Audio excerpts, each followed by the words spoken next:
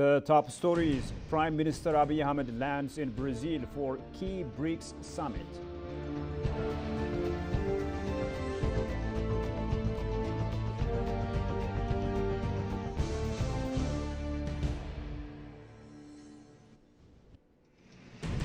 And Field Marshal Birhanu Jula says Ethiopia builds modern army to counter threats and boost regional ties.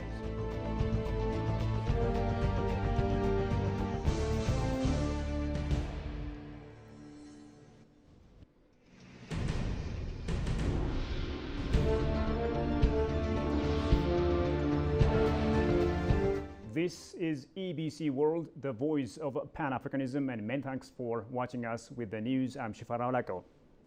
Now, Prime Minister Abiy Ahmed has arrived in Rio de Janeiro, Brazil, leading a high-level Ethiopian delegation to attend the 17th BRICS summit.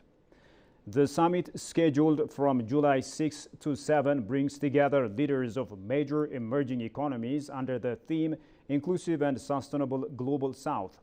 Touching down in Brazil's second-largest city, Prime Minister Abiy Ahmed was warmly welcomed by the Brazilian President Luiz Inácio Lula da Silva. The Ethiopian premier was also held bilateral talks with the Brazilian president.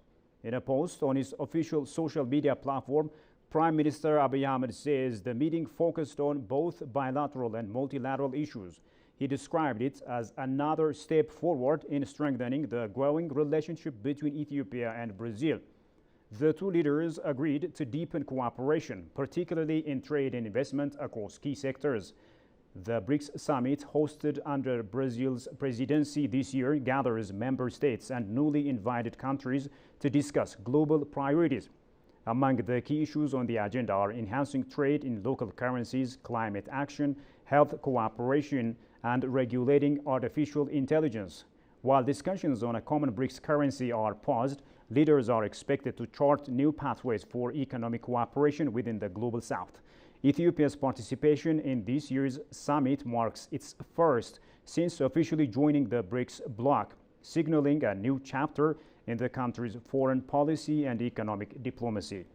And as leaders gather in Rio, Ethiopia's voice is expected to be part of shaping a more inclusive and multipolar global order.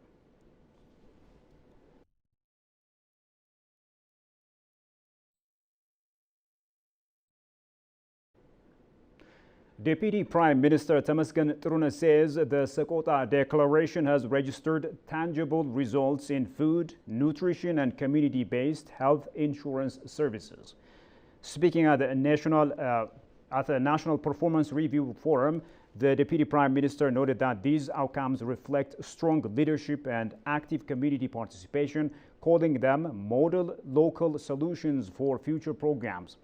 Tamasgen stressed the need to expand community-based initiatives to tackle child stunting and malnutrition. He said the ongoing expansion phase of the Sakota Declaration is being implemented with a strong sense of public ownership. The Deputy Prime Minister highlighted that local innovations at the Warada and Kabale levels have helped identify and solve key nutrition challenges. He confirmed that the current expansion phase will wrap up next year, paving the way for a new 5-year roadmap aligned with Ethiopia's 15-year commitment to ending child stunting by 2030.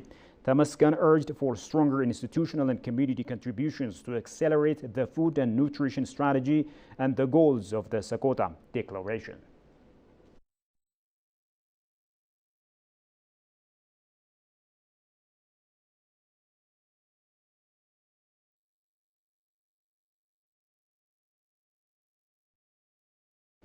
Moving on, Ethiopia is enhancing its defense capabilities to counter emerging threats and foster regional cooperation. Field Marshal Birhanu Jula, Chief of Staff of the Ethiopian National Defense Force, made the announcement during a major military graduation in Addis Ababa. He says Ethiopia is building a modern and capable national defense force to avert threats and respond to emergencies. He spoke at the 15th graduation ceremony of senior officers from the Defense Command and Staff College, an institution now attracting trainees from across Africa. The Chief of Staff highlighted the ENDF's shift toward professionalism, strategic readiness, and modern weaponry. He praised the college for producing officers skilled in operational and tactical command, vital for today's complex security challenges. He also emphasized the importance of regional military diplomacy, saying international graduates play a key role in strengthening African ties. The graduation marks Ethiopia's continued investment in defense modernization and its role in shaping continental security cooperation.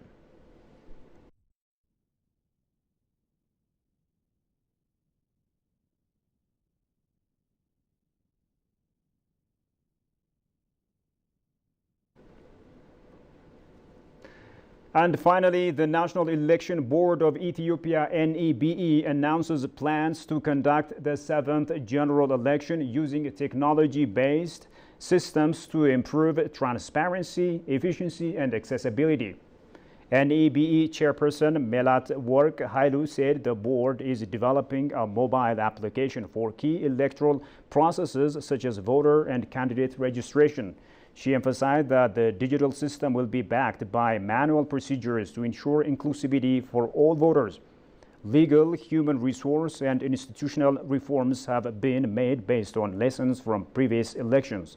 A supporting proclamation has already been submitted to the House of People's Representatives to facilitate the change.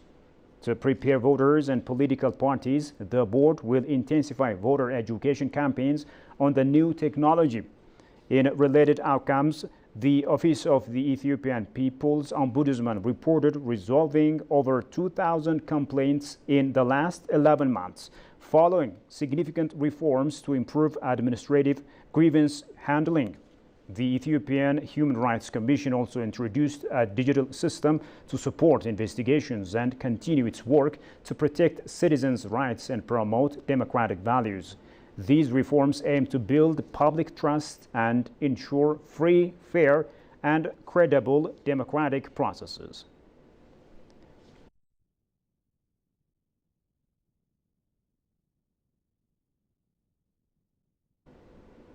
All the viewers, you have been watching EBC World. Now a quick recap of the top stories.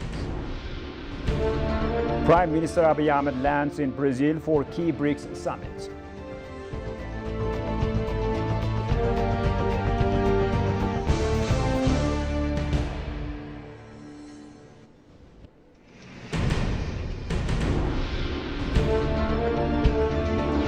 And Field Marshal Branu Jula says Ethiopia builds modern army to counter threats and boost regional ties.